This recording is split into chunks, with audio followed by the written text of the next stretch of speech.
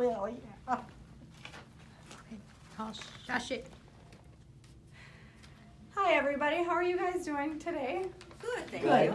Today I have Haley, Maria, Deb, Phyllis, and Tina with us. I'm going to inform you guys about a type 1 diabetic. Have you guys ever had news so bad where you want to cry? Yeah. When I was about 10, my mom called, said my brother was very sick. He was airlifted to Rochester. Blood sugar was over in the 900s. He got diagnosed with being a type 1 diabetic. If we would have waited another day, he would have died. Some of the symptoms to look for is fatigue, unintended weight loss, increased thirst, frequent urination, extreme hunger or not wanting to eat at all, irritability. There is no exact cause for a type 1 diabetic yet. It's when their pancreas just quits producing the insulin your body needs. A possible cause would be maybe it's in your family, it's a genetic issue. How they test for a type 1 is a glycated hemoglobin test, which is also known as an A1C. It measures the percentage of blood sugar attached to the oxygen carrying protein in red blood cells. Another test is just a random blood test. They test your blood sugar. If it's above 200 milligrams per deciliter or higher, they suggest diabetes. A fasting blood sugar test where you can't eat anything overnight and then they have you go in the morning, they check your blood sugar.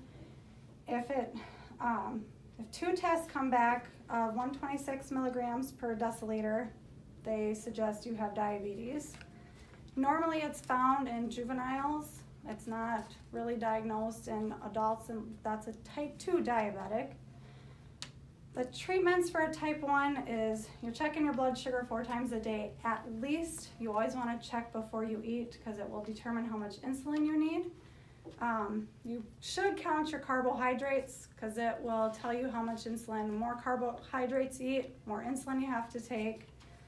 And then you take insulin, which can be by syringes, pens, or a pump where it manually just pumps the insulin in as you need it because it regulates your blood sugar. You may have to do insulin at least 3 to 4 times a day depending what your blood sugars run all day.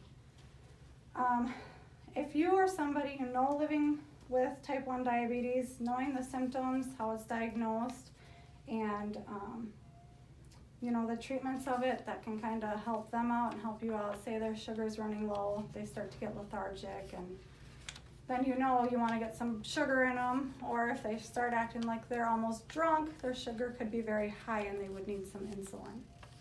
So, if you guys have any feedback, that would be great. When you're giving them the insulin, when it's low, the sugars, when it's low, do you always put a protein with it, or do you? Normally they want you to do orange juice right away because that'll spike your sugar up. If that doesn't work, then there's glycerin tablets. All it is sugar. So it'll bring your sugar right up. And Peanut butter. Yep, peanut butter. Peanut butter, or they have like this jelly that you carry with them, and then you have to stick it right in between their gums to help soak in right away if their sugar is way too low. I had a few friends that were diabetic, so.